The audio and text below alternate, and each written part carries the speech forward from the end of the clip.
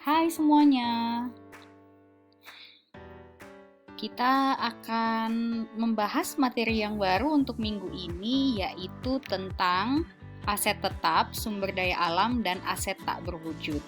Nah, materi minggu ini memang agak sedikit lebih panjang daripada materi-materi sebelumnya, tetapi untuk pemahaman terkait cara perhitungannya sebenarnya tidak terlalu sulit. Namun, supaya videonya tidak terlalu panjang, videonya nanti akan saya bagi dua ya. Nah, kalau kita lihat pratinjau untuk bab 9 ini kan ada beberapa bagian. Untuk yang aset tetap ini yang paling panjang. Nah, ini akan saya bagi sampai di bagian pengeluaran selama umur manfaat, lalu kemudian nanti di video berikutnya part kedua nanti kita akan masuk di pelepasan aset tetap sampai nanti kita menyelesaikan di penyajian dan analisis laporan keuangan. Baik, langsung saja ya kita membahas tentang aset tetap dulu. Nah, teman-teman mahasiswa perlu mengingat kembali mungkin apa-apa sih jenis-jenis aset tetap itu sendiri dan apa saja sih yang termasuk atau yang merupakan aset tetap. Nah, aset tetap itu adalah sumber daya yang memiliki yang pertama ada substansi fisiknya, jadi terlihat ya bentuknya seperti apa, ada ukurannya, dan itu semuanya pasti dan dapat dilihat, dapat disentuh. Kemudian aset tetap ini biasanya digunakan dalam operasi bisnis, tetapi tidak ditujukan untuk dijual. Jadi manfaatnya untuk mendukung operasi bisnis perusahaan, tetapi bukan untuk dijual. Jadi beda sama persediaan barang. Nah, aset tetap sendiri ini diharapkan dapat memberikan manfaat kepada perusahaan selama beberapa tahun, atau yang sering kita dengar masa manfaatnya lebih dari 1 tahun. Biasanya dalam bahasa Inggris ya, kalau teman-teman lihat laporan keuangan yang dalam bahasa Inggris biasanya ada singkatan PPE atau PPE, itu merupakan kepanjangan singkatan dari Property, Plant, and Equipment. Nah, itu masuk di dalam kelompok aset tetap. Selain itu juga ada Plant and Equipment, ya, atau pabrik dan peralatan, serta ada fixed asset. Ya, jadi itu yang biasanya sering muncul di laporan keuangan. Nah, peran penting aset tetap, nah ini kita bisa lihat, ini hanya ilustrasi saja dari perusahaan-perusahaan besar dunia ya, seperti Wendy's, Cathay Pacific gitu ya, di mana mereka memiliki total aset tetap yang cukup besar ya, seperti kita tahu misalnya kayak Cathay Pacific itu kan perusahaan airlines atau perusahaan penerbangan, otomatis pasti aset tetapnya cukup banyak. Jadi total aset tetapnya misalnya untuk Cathay sendiri adalah 58% dari total keseluruhan asetnya. Jadi ini perannya di sini kita bisa melihat ilustrasi bagaimana pentingnya aset tetap itu dalam perjalanan perusahaan. Nah, sekarang kita mau menentukan bagaimana biaya atau biaya perolehan aset tetap itu sendiri. Nah, teman-teman sudah pernah mendengar bahwa yang disebut atau yang dimaksud dengan biaya perolehan itu adalah semua pengeluaran, semua usaha yang diperlukan untuk memperoleh suatu aset, ya, sampai aset tersebut siap untuk digunakan. Nah, semua pengeluaran yang dimaksud di sini itu seperti apa? Nah, kita akan bahas satu persatu. Aset tetap yang pertama, aset yang paling tetap, yang bentuknya paling tidak berubah, itu adalah tanah. Tanah ini karena dia bentuknya nggak berubah, nanti tidak akan ada penyusutan untuk tanah, gitu ya. Karena tanah kan dianggap tetap seterusnya seperti itu, tidak berubah, tidak ada penurunan nilai, tidak ada penyusutan. Nah, perusahaan mencatat sebagai debit ke akun tanah kalau tanah itu dibeli, semua biaya yang diperlukan untuk membuat tanah tersebut siap untuk digunakan. Biaya apa? Biayanya mulai dari harga tanah itu sendiri waktu dibeli, kemudian biaya penutupan seperti biaya pemilikan hak dan pengacara. Jadi misalnya tanahnya itu kan pasti ada sertifikat tanahnya. Nah, biaya seperti itu. Kemudian juga termasuk komisi broker real estate dan juga termasuk pajak properti. Jadi ini contoh biaya perolehan untuk tanah. Termasuk pula di dalamnya adalah pembersihan, biaya pengeringan, biaya pengisian ya. Jadi untuk membuat tanah itu sampai siap untuk digunakan, kayak gitu. Nah, contohnya Liu Company mengakuisisi real estate dengan harga perolehan sebesar 2 juta Hong Kong dolar. Properti tersebut berisi gudang tua yang diratakan dengan biaya perataannya ya, itu adalah 60.000. Biaya 75.000 dikurangi hasil penjualan bahan bangunan yang dapat dijual senilai 15.000 sehingga dapat angka 60.000 ini. Kemudian pengeluaran lainnya itu seperti biaya pengacara sebesar 10.000 dan komisi broker real estate sebesar 80.000. Nah, untuk mencatat jurnal perolehannya, maka kita hitung dulu berapa jumlah yang dilaporkan sebagai biaya perolehan tanahnya. Nah, semuanya ditotal ya, sehingga dapat biaya tanahnya atau harga perolehan tanahnya adalah 2.150.000 Hong Kong dolar. Nah, kemudian kalau misalnya tiba-tiba harus ada perbaikan tanah, yang termasuk dalam biaya perbaikan tanah itu misalnya kita mau bangun jalan masuk, misalnya tempat parkir, pagar, dan seterusnya. Untuk perbaikan tanah sendiri ini umur manfaatnya terbatas dan perusahaan menyusutkan biaya perolehan perbaikan tanah selama umur manfaatnya. Jadi itu biaya yang berkaitan dengan tanah. Selain itu, aset tetap juga termasuk bangunan. Nah, bangunan, untuk mencatat biaya perolehan bangunan, kita akan memperhitungkan semua biaya yang berkaitan langsung dengan pembelian ataupun pembangunan atau konstruksi bangunan itu. Jadi bangunan itu kan bisa diperoleh dari pembelian, ya, kita beli bangunan yang sudah jadi, atau bisa juga kita bangun sendiri. Yang bangun sendiri itu yang disebut dengan konstruksi bangunan. Nah, kalau diperolehnya dengan membeli, maka kita perlu memperhitungkan harga pembelian dari harga ketika kita membeli bangunan tersebut. Kemudian juga kita perlu memperhitungkan biaya balik nama, di mana biaya balik nama itu ada kaitannya dengan biaya pengacara ya. Kemudian ada biaya asuransi dan lain-lain serta komisi broker. Sedangkan kalau konstruksi atau kita bangun sendiri, biasanya kan kita pakai jasa kita pakai jasa kontraktor. Maka biaya-biaya tersebut juga harus kita perhitungkan. Jadi selain biaya membeli bahan-bahan bangunannya, kita juga harus memperhitungkan harga kontrak, ditambah biaya arsitek ya untuk mendesain bangunan kita, izin bangunan, dan biaya penggalian. Seperti itu. Selain itu, aset tetap lainnya ada peralatan. Nah, biaya perolehan untuk peralatan biasanya meliputi harga pembelian tunai, pajak penjualan, biaya pengiriman peralatan tersebut hingga tiba di lokasi kita, kemudian juga termasuk di dalamnya adalah asuransi selama transit yang dibayarkan oleh pembeli, juga termasuk pengeluaran lain-lainnya seperti pengeluaran untuk merakit ya atau menginstal ya atau instalasi ya pemasangan dari peralatan tersebut. Contohnya seperti ini, peralatannya ialah Chang Company membeli mesin pabrik dengan harga tunai sebesar 500.000, itu harga mesinnya saja. Selain itu ada pajak penjualan sebesar 30.000, ada asuransi 5.000 dan biaya pemasangan dan pengujian mesin tersebut sebesar 10.000. Maka biaya perolehan mesinnya adalah dijumlahkan semuanya sehingga dapat harga perolehannya adalah 545.000 Hong Kong dolar. Seperti itu ya. Nah, contoh lainnya Anda diminta untuk membuat jurnalnya ya yang tadi. Maka jurnalnya adalah peralatan bertambah di debit dan kas di kredit berkurang. Oke, mudah saja ya, jadi saya lewati. Nah, ini biaya perolehan truk ya, sama seperti tadi. Ditambahkan semuanya kecuali untuk yang 800 ini. Kita baca dulu ya teman-teman. Jadi ada pajak penjualan 13.200 dan painting dan lettering itu sebesar 5.000. Lisensi kendaraan bermotor 800 dan polis asuransi kecelakaan berjangka 3 tahun 16.000. Itu kok kenapa tidak dimasukkan? Karena mari kita lihat apakah ada lanjutannya.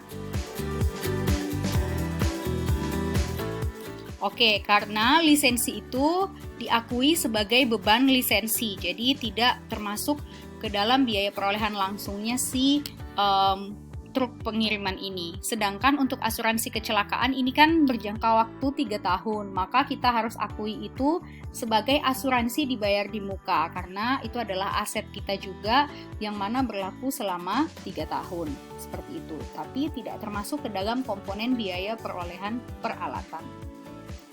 Oke, kira-kira seperti itu. Nah, aset tetap itu biasanya akan mengalami yang namanya penyusutan. Penyusutan itu apa? Penyusutan merupakan proses pengalokasian untuk membebankan biaya perolehan aset tetap selama umur manfaatnya atau selama masa pakainya secara rasional dan sistematis. Jadi penyusutan ini bukan merupakan proses penilaian aset ya, tetapi merupakan proses alokasi biaya. Jadi misalnya kita beli tadi ya, misalnya beli truk harganya 500.000 total harganya, total biaya perolehannya 500.000. Nah, 500.000 ini kita alokasikan setiap tahun, setiap periode sampai nantinya si truk pengiriman ini sudah tidak dapat lagi kita gunakan atau sudah tinggal memiliki atau masa manfaatnya sudah habis. Nah, penyusutan berlaku untuk 3 kelas aset tetap seperti perbaikan tanah, bangunan, dan peralatan. Peralatan di dalamnya tadi termasuk mesin ya, mesin, kemudian kendaraan, semuanya termasuk ke dalam peralatan. Kecuali tanah. Jadi seperti yang saya bilang di awal, tanah tidak disusutkan.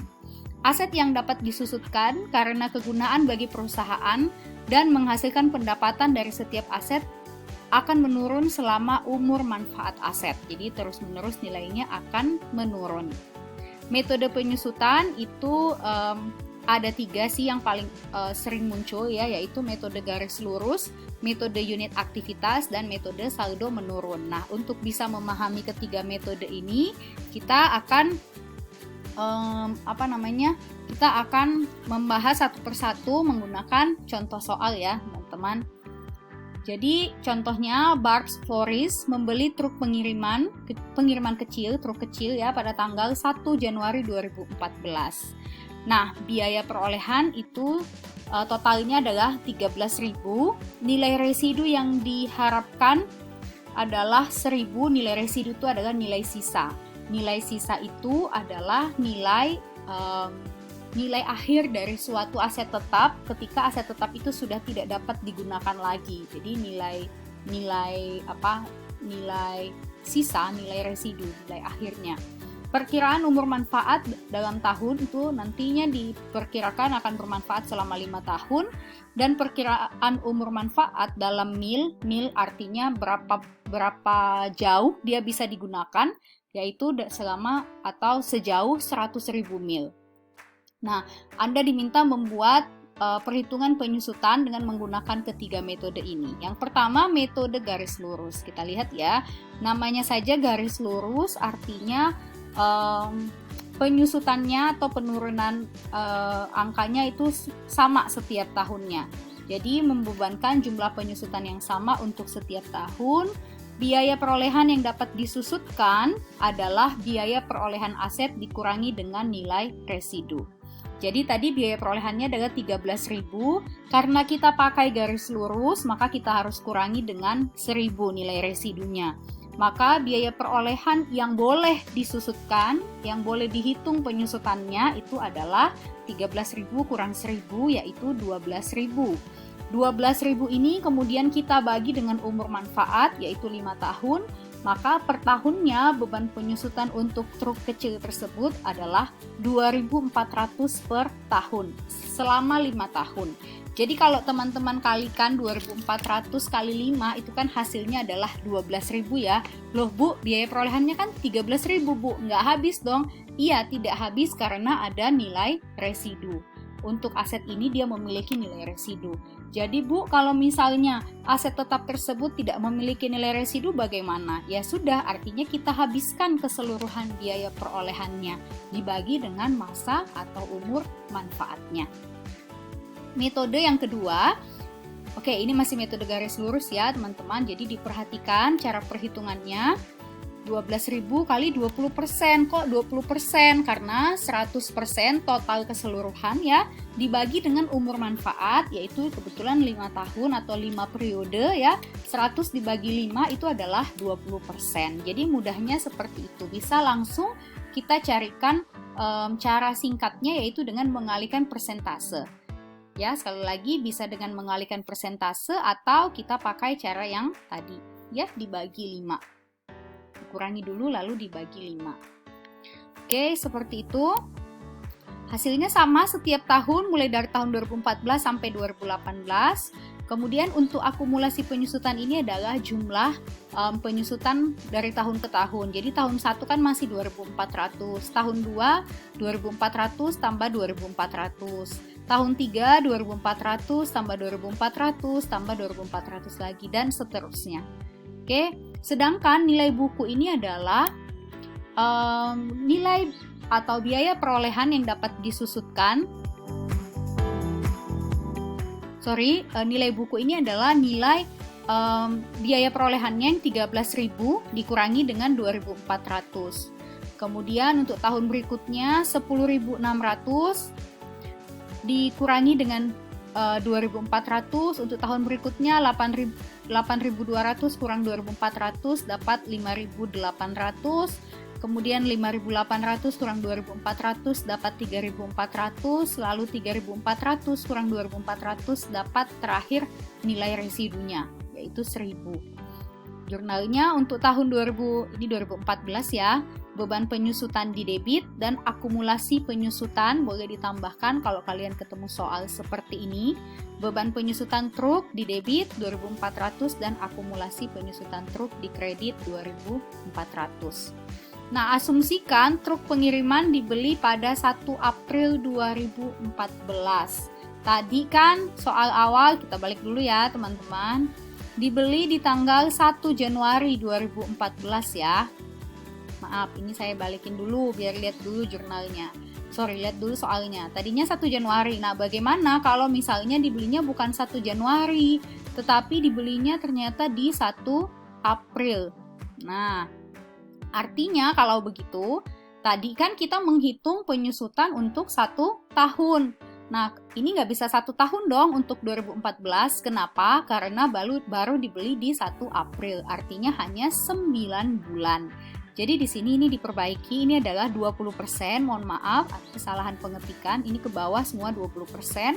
Nah, khusus untuk yang tahun 2014, itu dikali beban penyusutan tahunan dikali 9/12 karena truk pengirimannya itu dibeli di tanggal 1 April 2014. Sedangkan 2015 ke bawah tetap 2.400 karena ini udah full 1 tahun dan seterusnya. Tetapi ada perbedaan, kalau yang tadi kita berakhir di tahun 2018, nah ini ternyata berakhirnya di tahun 2019. Kenapa? Karena kita belinya di 1 April 2014. Karena masa manfaatnya 5 tahun, maka dia akan berakhir penyusutannya di tanggal 1 April 2019. Sehingga untuk 2019 masih ada beban penyusutan yang harus kita akui, yaitu sebesar 600. Bagaimana cara memperolehnya? Ya sama, 2.400 itu kan 1 tahun, karena di 2019 masih ada 3 bulan yang berjalan, yaitu Januari, Februari sampai akhir Maret ya, atau awal April, maka itu dihitung 3 bulan dibagi 12 bulan. Totalnya ini adalah 12.000 ya, ini kurang nolnya 1, 12.000. Oke, dan ayat jurnalnya untuk 2014 jadi berubah ya angkanya, akunnya sama, beban penyusutan dan akumulasi penyusutan. Sekali lagi nih untuk 2014 ada kesalahan PowerPoint, sedangkan angkanya bukan 2.400 lagi, tetapi sebanyak hanya 1.800. Oke, seperti itu untuk yang garis lurus. Sedangkan untuk metode unit aktivitas, kita menghitung penyusutan berdasarkan jumlah unit aktivitas. Ya, jadi bervariasi dong berdasarkan pada unit aktivitasnya. Makanya tadi di soal ada disampaikan berapa unit aktivitasnya. Biaya perolehan yang dapat disusutkan sama ya, kita harus kurangi dulu biaya perolehan aset keseluruhan dikurangi dengan nilai residunya. Tadi biaya perolehan yang dapat disusutkan 13.000 kurang 1.000 ya, jadi 12.000 saja dibagi dengan total unit aktivitasnya. Tadi di soal di awal sudah ada 100.000 mil. Maka biaya perolehan yang dapat disusutkan per unit itu adalah 0,12 euro. Nah, kalau misalnya di tahun 2014 unit aktivitas dalam tahun berjalan itu adalah 15.000, maka 0,12 ini tinggal langsung kalian kalikan dengan 15.000, sehingga beban penyusutan tahunannya adalah 1.800 euro. Oke, ini contohnya. Misalnya di 2015 30.000 unit aktivitasnya, langsung aja dikalikan. Ya, dan seterusnya. Di 2016 20.000 dan seterusnya. Sehingga jurnalnya ya bergantung pada berapa unit aktivitas di tahun tersebut. Oke, mohon diperhatikan ya, ada perbedaan tentu saja karena perbedaan unit aktivitas di tahun tersebut. Dan itu akan bervariasi, tergantung unit aktivitas itu kira-kira di tahun 2014 mobil ini dipakai berapa kilometer. Nah, dalam hal ini dia pakai satuan mil. Atau misalnya mesin, kira-kira mesin ini dipakai berapa jam di satu tahun tersebut. Berapa jam digunakan di tahun 2014 tentu saja bisa berbeda dengan berapa jam digunakan di tahun 2015. Jadi itu pasti nanti akan ada keterangannya di soal. Nah, metode yang terakhir adalah metode saldo menurun. Nah, untuk metode saldo menurun ini adalah metode penyusutan yang dipercepat. Jadi dia biasanya tingkatannya lebih besar. Ya, tingkat saldo menurunnya itu biasanya 2 kali lipat dari tingkat garis lurus setiap tahunnya. Penyusutan periodik didasarkan pada penurunan nilai buku. Nah, jadi tidak memperhitungkan nilai residu untuk saldo menurun, tetapi langsung saja nilai buku pada awal tahun dikali dengan tingkat saldo menurun ganda. Ya, jadi tadi di garis lurus kan 20%, artinya karena dia tingkat saldo menurun maka 20% dikali 2 dapat 40%. Sehingga untuk tahun 2014 beban penyusutan tahunannya sebesar 5.200. Nah, Bu, kan 20%. Tadi yang garis lurus kalau Anda masih ingat kan 2.400. Harusnya di sini kenapa nggak 4.800? Sekali lagi karena yang digunakan basisnya adalah nilai buku awal tahun. Jadi nilai perolehannya, bukan nilai setelah dikurangi dengan nilai residu ya. Jadi di sini bedanya. Kalau yang tadi kan 12.000 ya dikali 20%. Kalau ini pakai nilai perolehan totalnya. Jadi tidak mengurangkan dulu dengan nilai residu. Oke, jadi tingkat penyusutannya semuanya dikali dengan 40%. Lihat ya cara kerjanya, nanti ini akan saya share untuk kalian pelajari kembali. Oke, seperti itu untuk penyusutan. Nah, ini kalau misalnya dibelinya di 1 April ya, kembali balik kayak tadi. Teman-teman bisa langsung lihat ya cara kerjanya. Nah, seperti ini. Nanti akumulasi penyusutannya tetap totalnya hanya 12.000. Jadi tetap ada nilai residu 1.000, tetapi di sini kita tidak perhitungkan sebagai nilai dasar untuk ini ya. Jadi ini sebenarnya kalau kita lihat untuk yang 2019 ya. Di sini harusnya kan 1.000, kalau kalian kalkulator 1.179 kali 40% itu adalah 470 1,6 atau 472 dibulatkan. Kemudian ini plug, kenapa plug? Artinya di sini kita hanya menyesuaikan saja berapa sisanya sampai dia mendapatkan total 12.000. Ini sekali lagi salah ya. Jadi di sini disesuaikan. Jadi langsung saja untuk mengisi ini kalian tinggal langsung mengisi nilai manfaatnya yaitu 12.000 dikurangi dengan akumulasi penyusutan di tahun sebelumnya itu 11.821. Hasilnya nanti adalah 179. Karena kalau kita pakai 47 di sini misalnya 472, lalu kita kali dengan 3 bagi 12, itu hasilnya hanya 118. Jadi itu berarti masih ada selisih nilai sehingga tidak terpenuhi 12.000 ini. Makanya untuk memudahkan biasanya kalau metode ini kita langsung kurangkan saja 12.000-nya ini dikurang dengan akumulasi penyusutan di tahun sebelumnya. Selisihnya itulah yang kita anggap sebagai beban penyusutan di tahun berjalan. Oke, ini perbandingan metodenya ya. Kita lihat kalau yang ini itu yang saldo menurun ya, turun ya.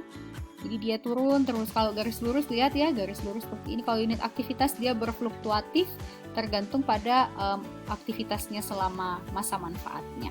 Seperti itu kira-kira ya penyusutan.